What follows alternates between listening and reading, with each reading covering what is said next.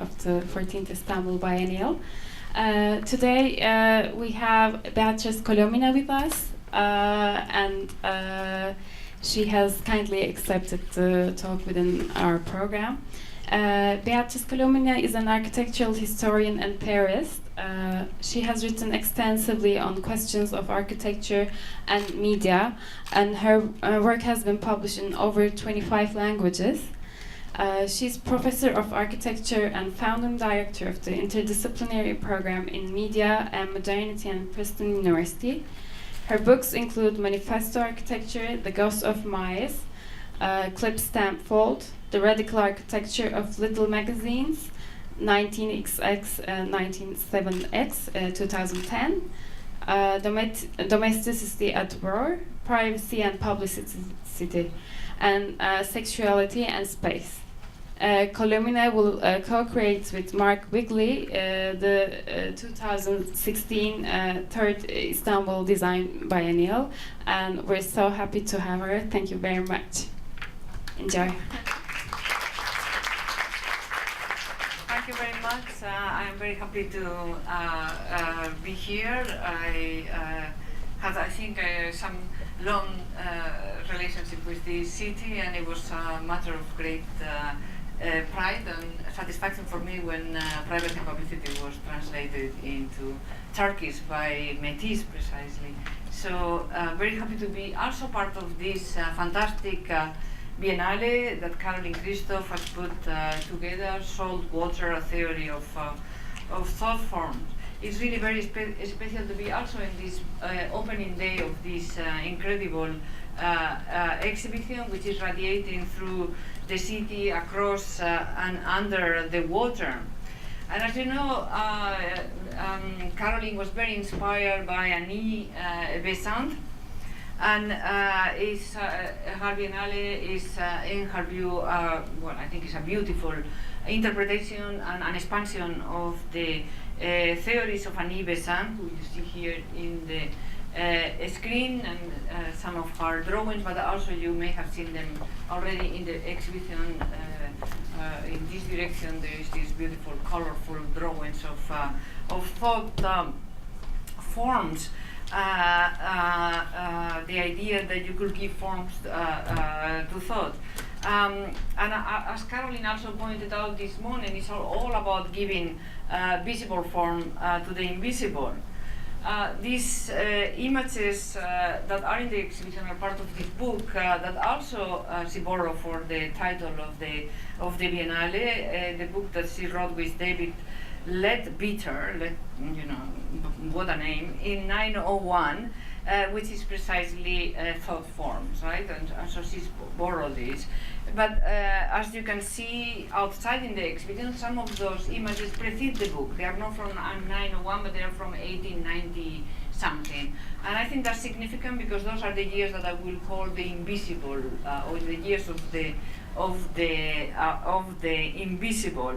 And it's not by chance, for example, that the images that I have chosen to show here in the screen look a little bit like X-rays. And in fact, what I want to talk about here today is a parallel story of the invisible, which is also at the intersection of science and the occult, and that I have called X-ray intimacy. And it's the story that begins with the discovery of the X-ray by Wilhelm Conrad Röntgen here on the screen. When he first published this recent discovery of the X-ray, this is December of 1895, in an article entitled "On a New Kind of Rays, a Preliminary Communication," he wrote precisely immediately about a new form of transparency in which he says bodies behave to X-rays as turbid media to light. The invisible rays are described by Röntgen, therefore, as a medium that penetrates objects and is revealed on screens. A floating technical surface, in other words, as in this sketch here of the period, is acting as the most intimate witness of this otherwise hidden interior. And architecture, in other words, is established already that inverts the classical relationship between inside and outside. And architecture that we could say we are still, and this is the laboratory where all this took place, and I'll show you this image, so you see the primitive quality of all these cables and this architecture where this extraordinary discovery took place, and this is some of his equipment. But I said it's architecture that is established with the invention of the X-rays, and architecture that inverts the relationship between inside and outside. Is an architecture that you can say we still are living in, with our countless screens monitoring invisible floors. Architects, historians, and theorists quickly absorb the new paradigm of the X-ray, developing an entirely new logic of the invisible in the early decades of the 20th century that remains largely in place. Today, we are experiencing new medical screens that are creating new forms of architecture. The relationship between inside and outside is, of course, going through one more twist, if you want, and new forms of intimacy are emerging. This, for example, is an image that reveals a specific kind of pathways underlying cognitive functions. There are about 100,000 miles of these fibers in each brain, and this is an MRI of the brain where they put 94 miniature antennas in this helmet on your brain and to pick up the radio waves. So architects are still in many ways fascinated by this, by the cutting edge of research into the brain and medicine, and I think it's having an effect also on how we understand architecture. But then let me back up and go to the effect that the X-ray had in architecture at the beginning of the century. If we go back to the paper of Röntgen, even before Röntgen mentions the word X-rays, he's already describing this new concept in the second paragraph of the paper, this new concept of transparency, which is intimately linked to the idea of a screen. The screen is actually made of a piece of paper that is coated with a thin layer of barium platinum cyanide that glows fluorescent when exposed to the X-ray. He marvels at the fact that the paper itself is very transparent when seen through such a fluorescent screen. So the screen is really just this thin layer of barium platinum cyanide. But it's not just a sheet of paper that is transparent, that is almost normal. Even a 1,000-page book like the one he has right there is transparent in the screen. Thick blocks of wood, he says, are still transparent. Tin foil needs many layers to hardly cast a shadow on the screen, and it takes a very thick piece of aluminium to reduce the fluorescence. Röntgen screen saw in his own words in the report that all bodies possess this same transparency, but in varying degrees. Transparency, therefore, is a property of seemingly opaque bodies, including the human body. In other words, transparency is not an effect. The X-ray is not something done to an object. The object is already transparent, and the X-ray is simply allowing you to see it as such. The whole world, all of a sudden, is understood to be transparent. Having studied transparency of new materials, including glass, which he is perplexed, that is more opaque than other materials, precisely because it contains lead, he finally looks through the human body. And here, there are other people experimenting with this thing around that time, of course. And when he experiments with the body, he writes this thing: if the hand, in the report, is the hand beheld before the fluorescent screen, the shadow shows the bones darkly with only faint outlines of the surrounding tissues. And this, of course, is the famous image of the hand of his wife, Bertha, with her fat wedding ring in her third finger, and taking only 5 days before he submits the article for publication, and using it as illustration, even as the proof of this astonishing revelation. Well, the story of this image is absolutely crucial to the popular success of the invention. And it's a funny story because Röntgen, of course, was afraid to reveal this astonishing discovery to his colleagues. So on the evening of December 22nd, 1895, after months of experimenting with inanimate objects, he dragged his wife basically to his studio and exposed her hands for 15 minutes to the X-ray, producing the very first X-ray image of a human body. Upon seeing the image of her hand, Bertha Röntgen apparently said, "I have seen my own death," anticipating a common popular reaction to such images. This is, for example, just Life magazine a couple of months later. Everybody has this association between X-rays and death. X-ray Röntgen article stimulated an enormous double reaction. Scientists all around the world seized upon the idea and tried to replicate the experiment.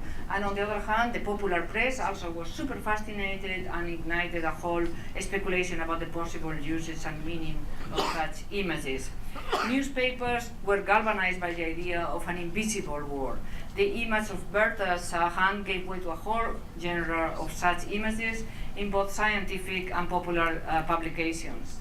Countless images of hands, for example, made by Röntgen, but by others too, were made. For example, Röntgen already photographed the hand of this Professor Kolliker, who was a famous anatomist at the university, where he gave his first lecture on the discovery the 13th of January of 1896. And during the lecture, Röntgen did the X-ray of his hand.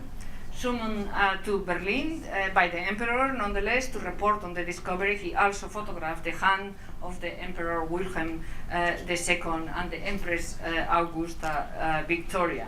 Later, he also did the hands of the Duke and Duchess of York, of the Emperor and Empress of Russia, among many other notables.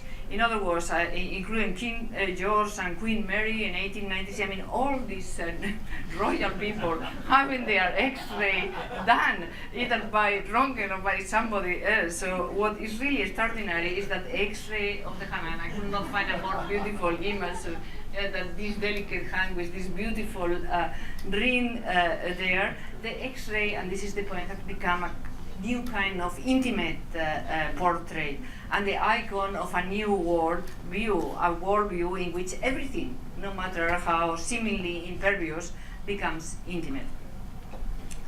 Röntgen had named the famous mysterious phenomenon X-rays because he didn't know what these rays were. Kolliker actually, during that famous lecture at the university, had proposed that they would be called Röntgen rays, but self-effacing Röntgen saying absolutely not, that they should be called X-rays. The justification of the word rays, on the other hand, he's completely sure about it. He claims in that very first article that he calls them rays because of the shadow pictures, those are his words, produced by interposing a body between the source of the X-ray and a photographic plate or a screen. Röntgen wrote that he had observed and photographed many such shadow images, including a set of weights inside a wooden box, a compass car, a needle, completely enclosed inside a metal case, etc. All of this in the 2 months before he dared to photograph his wife's hand. Röntgen considered this ability to make photographs of these shadow pictures on the screen of a special interest, he says, because it makes possible to exhibit the phenomena so as to exclude the danger of error. So the main advantage for him of the possibility of making pictures of this is to provide proof to confirm the observations of what he had been done multiple times in the laboratory with the screen. Now he could prove it by showing you the photograph. Soon after the publication, he sent reprints of these images and the article itself to many scientists, including Émile Barbour in Berlin and Henri Poincaré in Paris. Barbour immediately added the X-rays to an exhibition that was already being organized on the occasion of the Berlin Physical Society at Berlin University, and this was actually the first public exhibition of the X-rays. The point here is that without these images, the discovery of the X-ray would have been of much less interest, both to the scientific circles and to the layman circles. It was front news in every possible newspaper and worldwide. The Presse of Vienna was the first to report on the discovery. Again, it was through a scientist that Röntgen has contacted and sent the pictures and the article, and his brother-in-law was in the newspaper business, and the next day the news are in the Presse with a sensational discovery is the title. In their haste, they misspelled his name. Instead of Röntgen, they wrote Röntgen with a U. The following day, the London Standard cabled the following news release to the world. This is already arriving in New York, but this is the London Standard cabling to the world. The noise of war's alarm should not distract from the marvelous triumph of science, which is reported from Vienna. It is announced that Professor Röntgen, again repeating the mistake in misspelling mistake, of Würzburg University, has discovered a light which for the purpose of photography will penetrate wood, flesh and most other organic substances. The professor has succeeded in photographing metal waves which were enclosed in a wooden case, also a man's hand, which shows only the bones and the flesh becoming invisible. When the London Standard, the printed paper, reported in the story on the paper on the next day, January 7th, 1896, they felt obliged to add that the press, that is the Presse of Vienna, assures its readers that there is no joke or humbug in the matter. It is a serious discovery by a serious German professor. The Frankfurt Zeitung also published the news on the same day, January 7, and was actually the first newspaper to print the images. Very possible because they are in Germany and they could get the images, where by cable you cannot send images. Anyway, newspapers around the world, from Paris Matin to the Krakow Polish newspaper SAS, to the New York Times, the St. Louis Dispatch, the Sydney Telegraph, among many others, continue to sensationalize the discovery, anticipating, and this is interesting because it's the popular press that anticipated the medical use of the discovery, something that Röntgen and other scientists were very skeptical about it.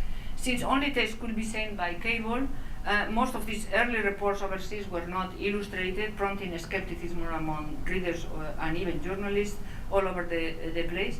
For example, the Polish newspaper SAS wrote, "The problem, although it seems an all fool's days joke, is seriously considered in serious circle." Again, serious, like in the other ones, is a serious professor, serious discovery by a serious professor.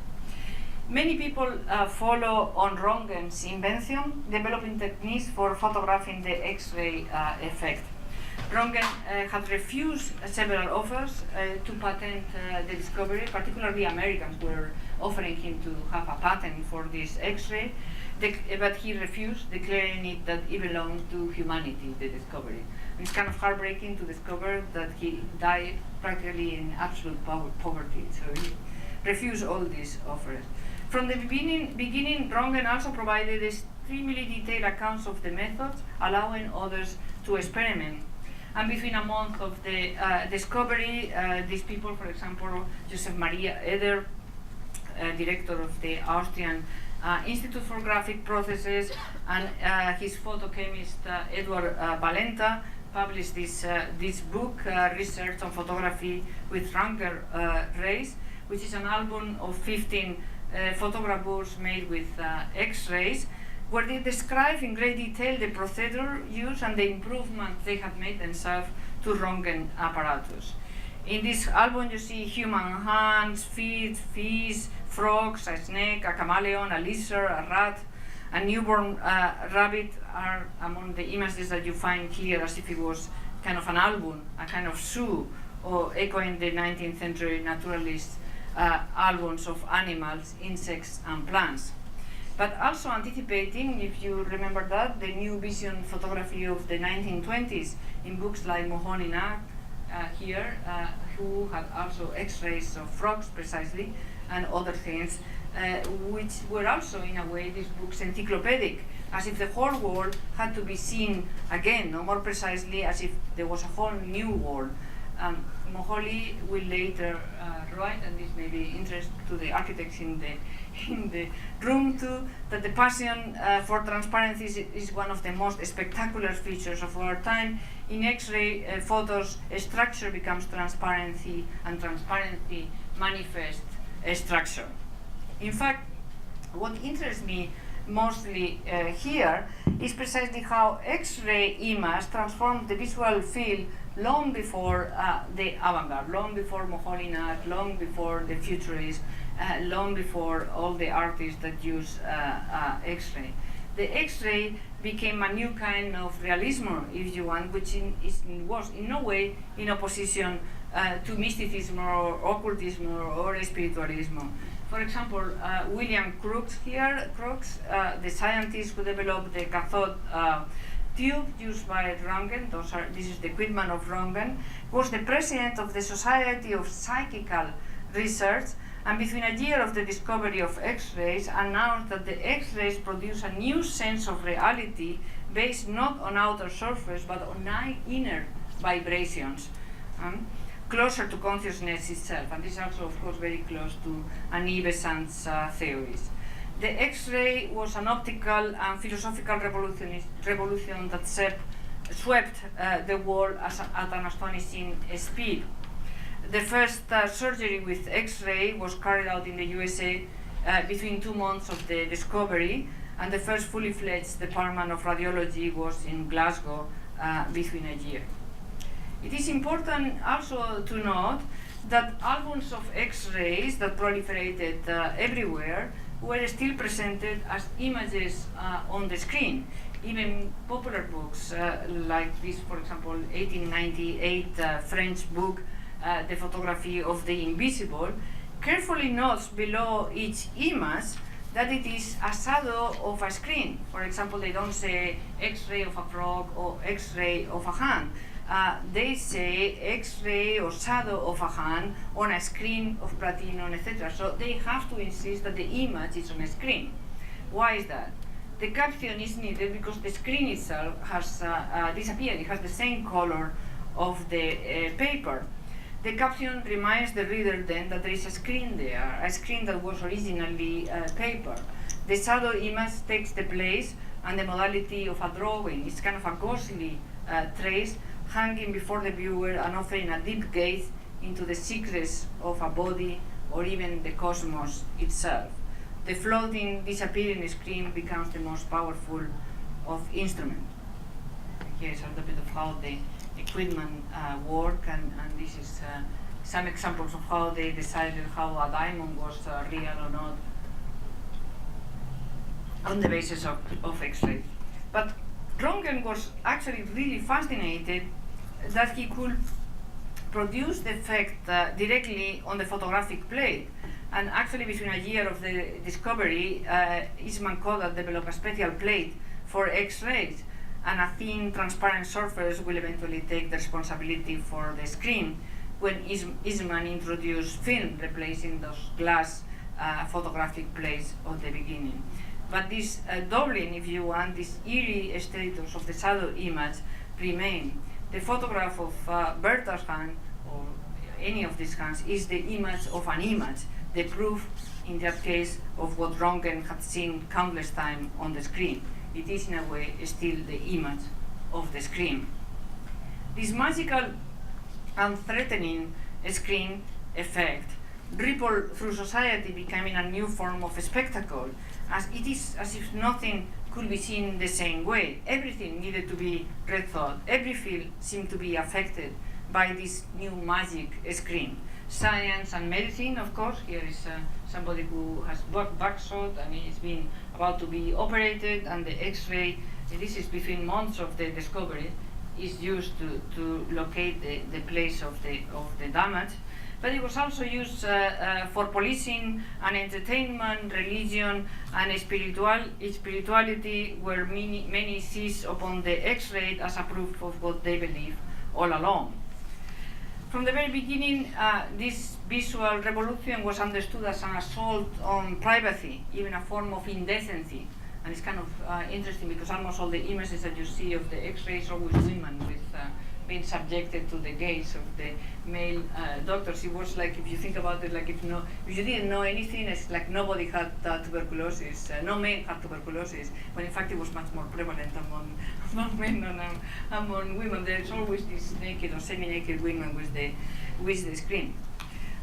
The London newspaper, for example, Pall Mall Gazette, in 1896, they wrote, "We are sick of the wronged race. It is now said that you can see other people's bones with the naked eye. On the revolting indecency of this, there is no need to dwell." Cartoons and comical poems also explore the new space of exposure. Like, for example, this poem in the Electrical Review that talks about exactly so, the wronged race, what is disgrace, the times ablaze, with the new face of X-rays waiting and full of days, shock and amaze, for nowadays I hear they will gaze through cloak and gown and even stays, this naughty wronged race. So whether it's in serious ways or in the form of cartoon, everybody is horrified by the idea of this exposure. It's kind of interesting in the case of the London newspaper that they talk about the indecency of seeing bones with the naked eye.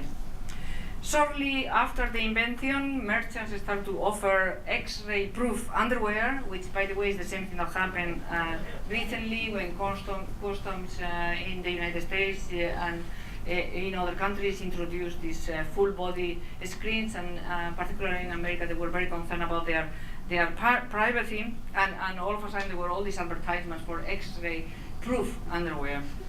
And a New Jersey assemblyman is supposed to have introduced a bill to ban X-ray opera glasses should they ever be invented. Thomas, they were never invented, of course, but just in case, right? Thomas Edison, who exhibited X-rays to the public in the New York Electrical Exhibition of 1896, even imagined that X-rays could eventually read people's thoughts. So that's how deeply the fantasy was. The X-ray was also an immense form of entertainment. There were X-ray machines in every possible fair, scientific or popular. A leaflet distributed in the 1986 exhibition at the Crystal Palace of London, for example, reads, "Before leaving the exhibition, see the wondrous X-ray, the greatest scientific discovery of the age, X-ray photographies taken, etc." So that was very important. Not only see the X-ray, but you can go out with your own X-ray. That happened also in this French department store, the grand magazine Dufayel, who alternated demonstrations of X-ray machines with demonstration of the Lumiere brothers moving pictures. And customers again could have their X-rays taken of their hand, of their feet, and take them home as a souvenir. And this is the amazing thing, because you may not have thought about this, and I never thought about that either, but cinematography and the X-ray were born between weeks of each other.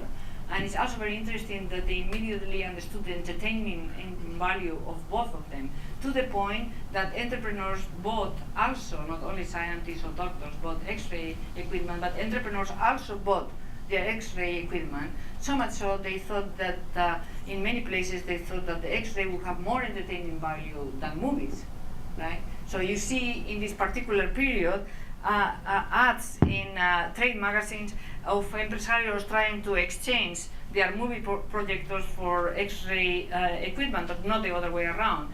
So I think it's really incredible that in light of what happened then in the 20th century, that in this early moment people thought that X-ray would be more entertaining than movies. Okay, so you could have your X-rays taken anywhere from Paris to these studios in New York, and even in Chicago there were slot machines. In Chicago you could have your X-ray for $1. X-rays were also immediately used for policing, as they use now, in customs and checkpoints where suitcases and people were subjected to exposure. For example, here in Paris railway stations, the police is looking at luggage as early as 1898. An illustration in a Parisian newspapers shows how a woman is hiding a bottle of liquor under her dress, who is exposed by the machine, as the glass of course contains lead and becomes visible next to her femur in the X-ray. What is crucial here is, if you want, the architecture of the scene. She is suspended in a way, as we are all still, behind this floating screen held in place by the assistant on the right. She is occupying a new radical space of exposure. The X-ray, in other words, was architectural from the beginning and remains so, and can be seen in many, many images, including these early photographs of the Röntgen. Another example of the women are always the one with the tuberculosis, something else. You never see the other way around, right? The early images of these women suspended between the screen. And even in the 40s, this kind of attractive blonde behind a screen, which actually was made, believe it or not, as a publicity image to reassure the public that the radiation that an X-ray will give you was negligible, no problem, right? She, in any case, is occupying this new technological space defined by a screen rather than walls, a glowing screen with this shadow image. We are still in this territory, that's the point that I'm trying to establish, of Bertha Röntgen and the Ur image of Farhan. The mysteries of the interior are brought to the surface by a screen, and the flesh becomes this faint outline. The body is literally turned inside out. Well, Western architecture, of course, at least since the Renaissance, has modeled itself on the human body. With the arrival of the X-ray, the body is inverted, with the inside becoming the outside. Modern architecture very quickly absorbed the logic of the screen and even of the shadow image. In glass architecture, the logic of the X-ray, you could say, applies. There is an outer screen that disappears in order to reveal this or to register this ghostly image of the inside. It is, in my view, X-ray architecture, modern architecture. As with Röntgen transformative images, X-ray architecture becomes also an image of an image. The effect of an X-ray, rather than an actual X-ray, that is, it's not so much that the inside of the building is exposed. In fact, you don't see exactly what is going on there. You have this ghostly image, which is very much what you have in an X-ray. So it's not so much that the inside of the building is exposed, but that the building itself represents exposure, and this exposure occurs on a screen. In that sense, glass is called to simulate transparency. This X-ray effect was integral also to the new discourse about transparency. In this famous book of Arthur Korn in Germany, 1929, Glass in Construction and as a Commodity, he catalogues the new uses of glass and remarks as if surprised. He's an architect, an architectural historian. He's writing in 1929, and look at what he writes. He was still surprised by this effect. The outside wall is no longer the first impression one gets of a building. It is the interior, the spaces in depth, and the structural frame which delineates them that one begins to notice through the glass walls. Glass is noticeable yet not quite visible. It is the great membrane full of mystery, delicate yet tough. So I mean, I'm fascinated that he's still surprised by this effect. And this is some of the images that he shows, of course, of the Bauhaus or Sonnenstrahl in Hilversum, or again the catalog. The Bauhaus. This sense of mystery of the X-ray infuses Korn's book, as in this photograph, for example, of the Bauhaus in Dessau, where the glass wall is kind of a ripple. The volume of the building somehow between looms without definition. discussion of transparency is again an uncanny echo of Röntgen discussion of new forms of transparency in the very first publication of the discovery of the X-ray. Just of the body of the Bauhaus building appears here as a kind of blurry thing through the not quite visible glass. Röntgen also rises above the flesh, becoming this mysterious shadow where the bones are perfectly visible. Well, modern, this is the effect exactly, the Bauhaus and the glass. Modern buildings even start to look like X-ray images. This is, of course, Mies van der Rohe rendering of his glass skyscraper of 1919, and it's significant that Mies starts during that early moment of the 20th century to speak about his work as skin and bones architecture. And in his Friedrichstrasse skyscraper of 1919 and the glass skyscraper of 1922, you can see as if you were seeing the building through an X-ray. So he produces this effect in the rendering. Mies, by the way, was deeply affected by X-ray, collected X-ray, even published X-ray, as for example this image of the outline of the head of a woman and the X-ray of the head that he published in Gestaltung, again during, and he even puts an image of a bone here next to his glass skyscraper in an issue of Mirth, in case we have missed the point. But to make the story short, Mies was not alone at all. Books on modern architecture, you could say, that look like are filled really with images of glowing glass skins revealing inner bones and organs. They look like X-ray albums of photography.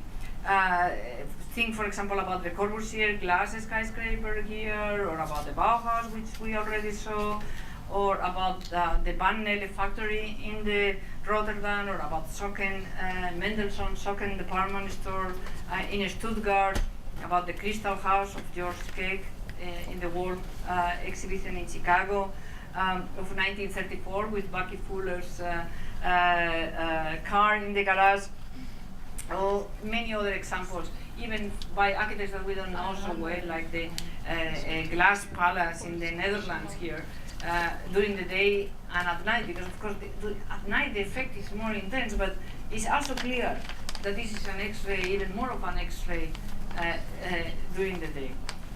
Also Bucky Fuller, Diamaxion House, etc., and many other examples that will come to your mind. Once you start thinking about X-ray and modern architecture, there is no way to miss it. You start thinking about the whole history of canonic modern architecture as the history of an X-ray kind of album. Like the same albums of X-rays that proliferated during that period seem to have taken the same aesthetic, and there is all these albums of photographs of glass revealing the insides of buildings. The development of the X-ray and of modern architecture, in fact, coincides and develops in parallel. If experiments with glass were numerous in the early years of the 20th century, they still tended to be like exoteric and not quite realized experiments by avant-garde architects, such as the glass pavilion of Bruno Taut in the Fair of Cologne, or the Barcelona pavilion, still of 1929, or this Mies van der Rohe glass house on the hillside of 1934. So they are either fantasies in paper that the architect is unable to realize, or they are pavilions in fair. But it's only by mid-century precisely that the glass house is finally realized in the Farnsworth house in Illinois near Chicago, and the Philip Johnson glass house in New Canaan, Connecticut, both those houses of 1949. Just as the X-ray exposes the inside of the body to the public eye, modern architecture decides to expose its interior. This exposure, in case you think this is a funny thing for the super upper class, like Philip Johnson, this transparency becomes actually a mass phenomenon with the picture window at mid-century. This is actually an advertisement for a picture window that becomes super common in America in the post-war years. And this phenomena of the desire for this picture window coincides exactly with the moment in which everybody has to have their X-ray taken in the schools, in the military, in the wherever, right, in the factories, etc. So mass phenomena of the transparency of the house coincides with the mass phenomena of the surveillance of not people showing symptoms of tuberculosis, but of everybody, right? And it's not just the house that has to be see-through, but everything seems to be, you have to see through everything, from Paris cookware to Sarambra to windows in ovens and washing machines. Everything has to be seen through. I mean, I can understand you, maybe it's a good idea actually, you can see through the oven because maybe it's burning or something, but why do we have to see through washing machines? Why do we have this desire at this particular moment to see through absolutely everything is the point. Even everything is subjected to the X-rays, even cars, as in this 1946 image of a Jeep, that was in Life magazine as the world's biggest X-ray, and made its way into the exhibition Parallel of Life and Art at the Institute of Contemporary Art in London in 1953, and here they are in preparation, and you can see it here to the right of the little girl, the daughter of Henderson, I think. The front cover of that catalog, the catalog of the Parallel of Life and Art exhibition, you will remember better, it has this 1941 X-ray image of a man using an electric saber. This actually was taken from Moholina's 1947 Vision in Motion, where it was described as the work of two doctors in New Jersey, in a New Jersey laboratory. And in fact, the image had already been published in Mechanics Illustrated, so there's this continuous borrowing, right? From the doctors into the popular press, and from the popular press into Moholina's, and then into the ICA. And I want to insist on this because, again, it comes absolutely always from the popular press up. So it's taken from Mechanics Illustrated, where is probably where Moholy got it from. And Moholy, by the way, also was picking up images of X-ray from magazines like Wendingen in 1920s, which goes to show us that architectural magazine, apart from showing architecture, they were also publishing X-ray images from very early on. In fact, by the time of Moholy-Nagy book, X-ray had evolved from being radical images representing the hidden truth of things to become almost routine elements of everyday life. Starting in the 1930s, shoe stores in the United States used X-ray machines for shoe fittings without any kind of protection from radioactivity, which, by the way, these machines were not banned until 1970. So imagine all this generation of kids putting their, or people putting their feet through the X-ray machine to see how their shoes fit. Also in the 1930s, the mass X-raying of citizens on a regular basis started, and you have this incredible phenomena where people, women in particular, again, here we go, will not only dedicate their rosy picture of their rosy selves to their boyfriends, but also their picture of their healthy lungs, to Tom, with all my love, in both the picture and the X-rays. As I say, it's also at mid-century that the mass X-raying of the entire population becomes a reality. With this new development, the now visible interior of the body becomes precisely not just a tool for the diagnosis of some illness, but also the site of a new form of public surveillance. The post-war mobilization against TB included programs in department stores, in industries, in schools, in public markets, sometimes with these mobile vans. Over a period of half a century, an experimental medical tool had been transformed into a mechanism of surveillance for the entire population. This association between X-ray and the association between X-ray and glass houses also becomes a very popular commonplace in mid-century literature. For example, in this film, Highlights and Shadows, which is again a kind of publicity film to convince people to take their X-ray, and again you will think probably they have to convince people to get their X-ray because of the fear of radiation. They were not afraid of radiation. Again, they were afraid of being exposed. They were afraid of the invasion of their privacy. And it's very interesting because there is this film done by Kodak, and I hate this. How does it do that? Where a woman again, wearing a swimming suit is shown strapped to this laboratory table. As the image of her body gives way to the image of the X-ray, the narrator, which is a man, of course, he says that this young lady, to whom henceforth a glass house should hold no terror, will, after an examination of her radiograph, be reassured that she's indeed physically fit. In other words, what is strange about this quotation is it doesn't say this young woman, after an examination of an X-ray, will be convinced that she's healthy. It says this young woman, who after taking her X-ray will no longer be terrified to live in a glass house, will now also be reassured that she's physically fit. So the glass house is actually a symbol of a new form of surveillance and of health. In case you think this is something weird of popular culture, a similar set of association can be found in the discourse surrounding canonic works of modern architecture. In an interview in House Beautiful, Edith Farnsworth, here in the screen, who was a successful doctor in Chicago, compared her famous Farnsworth house, her weekend house, designed by Mies van der Rohe in 1949, to an X-ray. And he writes, I don't keep a garbage can under my sink. Do you know why? Because you can see the whole kitchen from the road on the way in here, and the can will spoil the appearance of the whole house. So I hide it in the closet farther down from the sink. Mies talks about free space, but this space is very fixed. I can't even put a clothes hanger in my house without considering how it affects everything from the outside. Any arrangement of furniture becomes a major problem because the house is transparent like an X-ray. So she's making again this association between the X-ray and the house. The use of the metaphor of the X-ray, of course, was not accidental.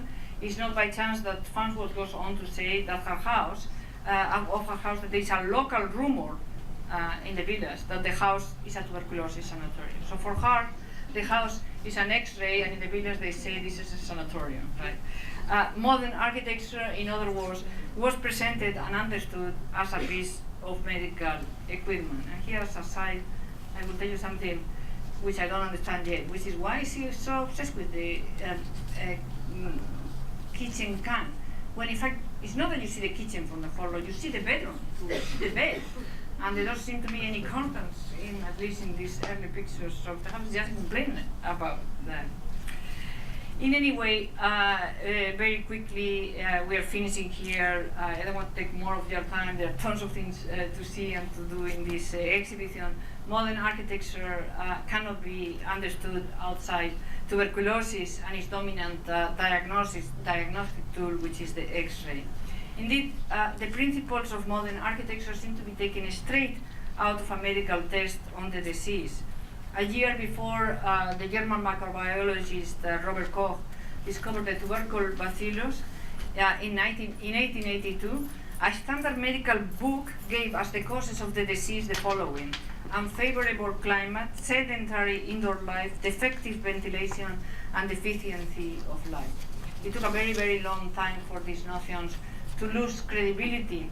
As Susan Sontag wrote in her beautiful book, Illness as Metaphor, the tuberculosis patient was thought to be helped, even cured, by a change of environment. There was a notion that tuberculosis was a wet disease, a disease of humid and dank cities, that the inside of the body had become damp and it had to be dried out.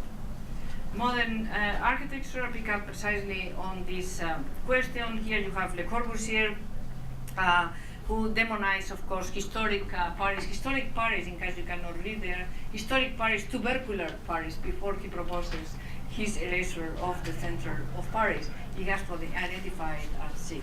But it's not just historical Paris that is tubercular Paris, but the 19th century architecture with all this dust and all these germs and all these things is also demonized as unhealthy, as for example in this exhibition in Stuttgart.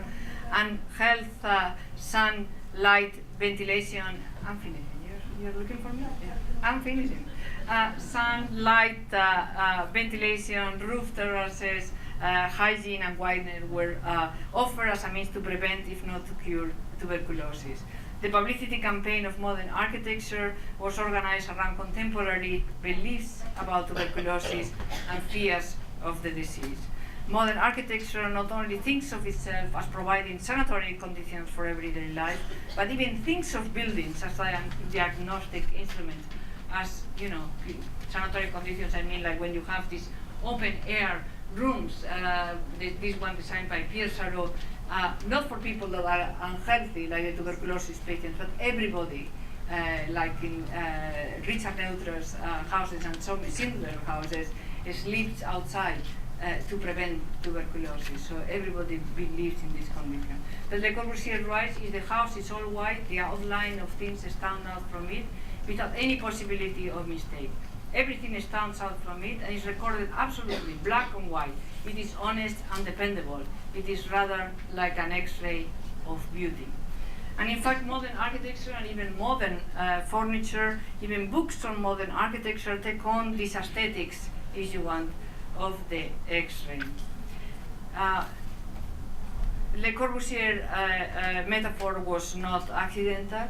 Screening the body for tuberculosis meant optically penetrating areas of the body previously invisible. X-ray created a new kind of vision, a new paradigm of truth that architects could not resist, and nothing could be more modern. The TB sufferer, and this is Susan Sontag, whose book was very influential in the early stages of this work many years ago, wrote in her notebooks that are now in her archives in UCLA in Los Angeles, the TB, the tuberculosis sufferer is a wanderer. The patient travels to find a cure. There is a geography of health. You know. This nomadic figure, you can say, is also the paradigmatic client of modern architecture that enters modern building like entering any other medical apparatus. Architecture here is less about shelter and more about a kind of exposure, an X-ray exposure. The idea that one could see through buildings and clothing challenge all assumptions and social protocols about privacy and psychological well-being. Again, Susan Sontag writes, TB tuberculosis makes the body transparent, while to have cancer is to become more than normally opaque. The X-ray permits one, often for the first time, to see one's inside, to become transparent to oneself, she writes. And indeed, you may remember that from reading Thomas Mann, The Magic Mountain. The tuberculosis patients in the sanatoriums of Thomas Mann carried their X-ray or those of their loved ones in their breast pockets. When Claudia Sosat, Hans Kanstor, the protagonist of the Magic Monster love object, leaves the sanatorium, she gives him her X-ray as a memento, like this woman that we just saw. And then Thomas Mann writes, then he flung himself into his chair and drew out his keepsake, his treasure that consisted this time not of a few reddish-brown shavings, but a thin glass pane which he must held toward the light to see anything on it. It was Claudia's X-ray portrait, showing not her face, but the delicate bony structure of the upper half of her body and the organs of the thoracic cavity surrounded by the pale gauze-like envelope of flesh. How often he had looked at it, how often pressed to his lips in the time which since then had passed and brought with it senses. The X-ray, to conclude, then, is a kind of self-exposure, a new, more intimate kind of portrait. The intrusive logic of medical and police surveillance, with the body unable to resist a new penetrating gaze, gives way to a new kind of tender intimacy. This seemingly cloudy space of the X-ray becomes an architecture in its own right that can be inhabited and is inhabited. Thank you very much. Thank you so much.